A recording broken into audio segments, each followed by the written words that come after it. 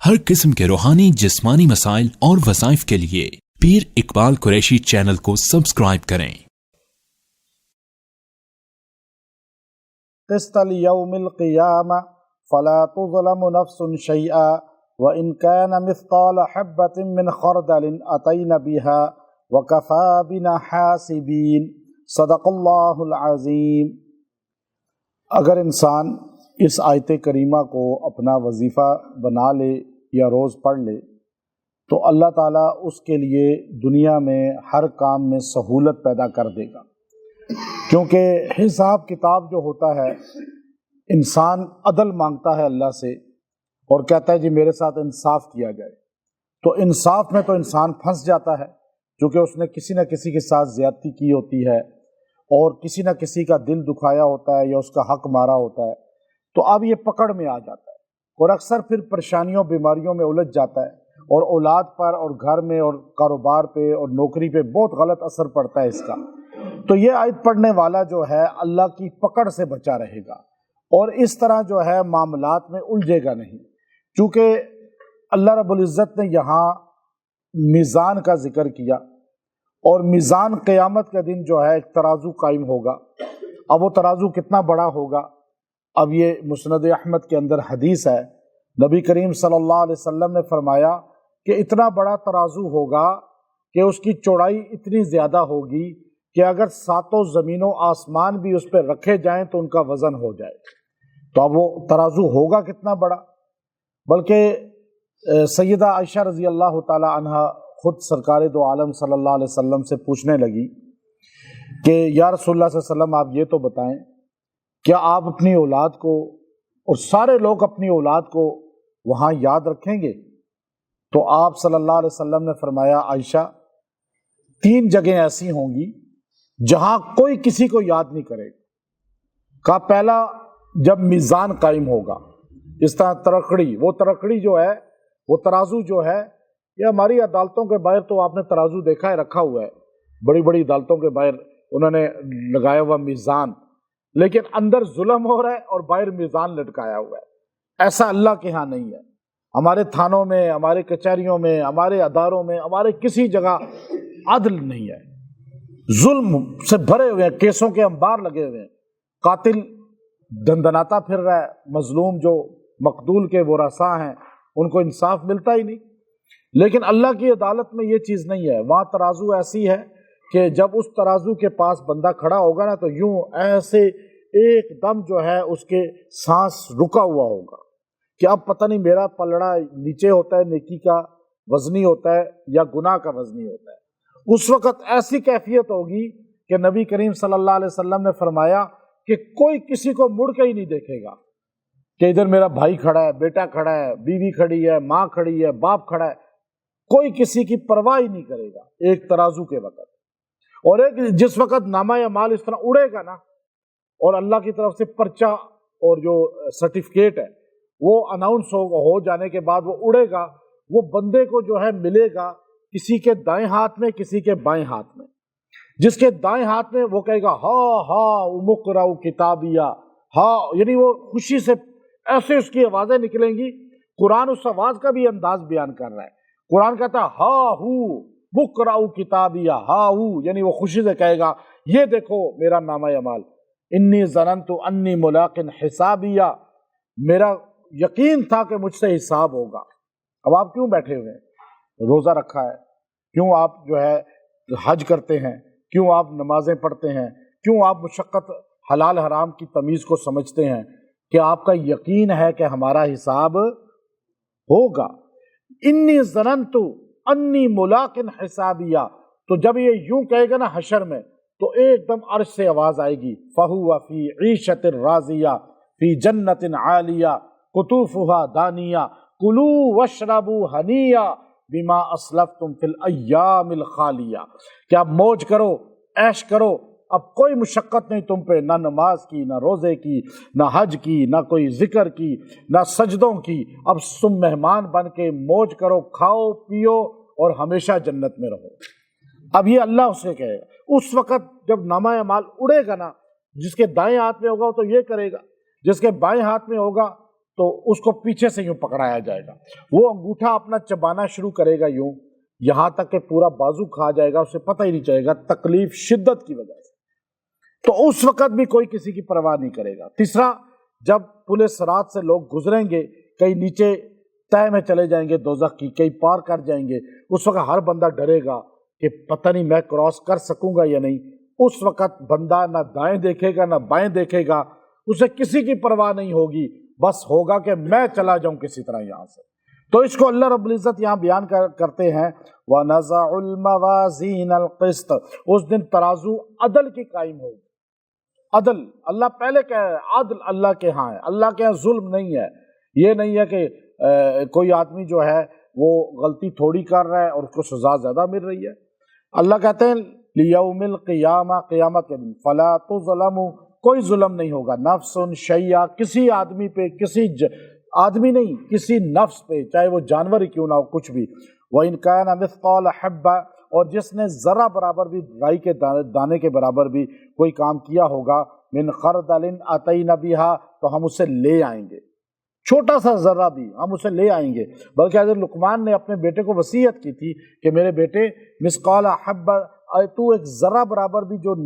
سوچتا ہے نا، عمل کرتا ہے، اللہ اسے ظاہر کر دیتا ہے۔ بلکہ ایک آدمی آیا، ترمذی شریف کے اندر وہ حدیث موجود ہے کہ نبی صلی اللہ علیہ وسلم تشریف فرما تھے مسجد نبوی میں، ایک آدمی خدمت میں حاضر ہوا، آ کر کہنے لگا یا رسول اللہ صلی اللہ علیہ وسلم، میرے ملازم ہیں بہت سارے اور میرے ساتھ خیانت کرتے ہیں، بد کلامی کرتے ہیں، جواب دیتے ہیں اور بڑا مجھے غصہ دلاتے ہیں، پھر میں غصے میں آ کے انہیں مارتا بھی ہوں، گالیاں بھی دیتا ہوں، تو یا رسول اللہ صلی اللہ علیہ وسلم یہ تو بتائیں کہ اب میرے ساتھ اللہ کی طرف سے معاملہ کیا ہوگا کہ وہ مجھے غصہ دلاتے ہیں، میری چوریاں کرتے ہیں، خیانت کرتے ہیں اور میں انہیں گالیاں دیتا ہوں، مارتا ہوں، غصے کا اظہار کرتا ہوں، تو کیا میں پکڑ میں آؤں گا یا میں ان کو سزا دے رہا ہوں تو سزا کی وجہ سے بچ جاؤں گا؟ تو آپ صلی اللہ علیہ وسلم نے ابھی جواب نہیں دیا، یہ آیات اتر گئے،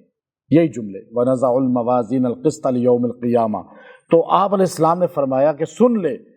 قیامت کے دن ان کی خیانت، ان کی بد کلامی، ان کی غلطیاں ایک ترازو میں رکھی جائیں گی اور تیری مار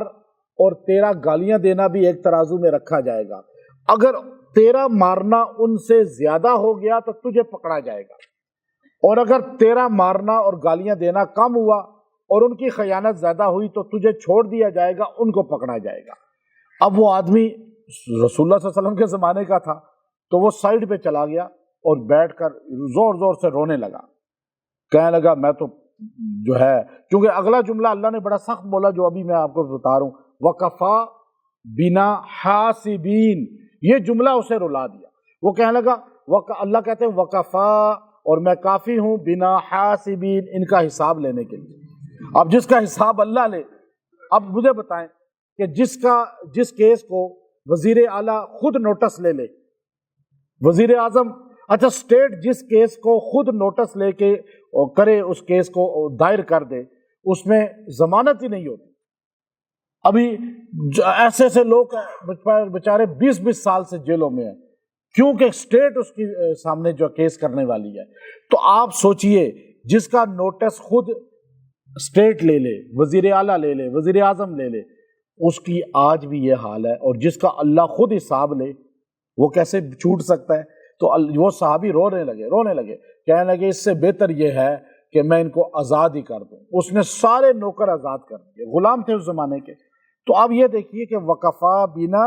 حَاسِبِينَ، میں تمہارا حساب لینے کے لیے کافی ہوں، بس اب تم بچ نہیں سکتے کہ تم، اب یہ حساب کیسے ہوگا؟ چونکہ موازین کا جملہ بولا تو امام قرطبی فرماتے ہیں موازین تو جمع ہے، اب ایک ترازو نہیں ہوگا، کئی ترازو ہوں گے۔ اس میں انہوں نے کہا کہ ہر نیکی اور برائی کا الگ الگ، ہر چیز کا،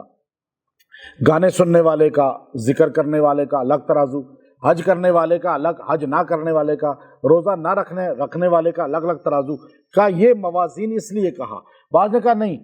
جو زیادہ راجح قول یہ ہے کہ انہوں نے کہا کہ موازین جمع اس لیے بولا کہ بڑی ترازو ہے، وہ اس پہ سارا کچھ آ جائے گا، اس لیے اس کی ہیبت کو، اس کی عظمت کو، اس کی شان کو اجاگر کرنے کے لیے اللہ نے موازین کہا ہے۔ تو اب آپ یہ دیکھیے، اللہ نے موازین کہہ کے آخر میں جملہ کہا وَقَفَا بِنَا حَاسِبِينَ، میں حساب لینے کے لیے کافی ہوں۔ اب جب اللہ حساب لے گا تو کوئی بچ نہیں سکے گا۔ اللہ سے بچنے کے لیے آج دیکھیے ہم، ایک آدمی جیل چلا گیا، اسے ہو گئی سزائے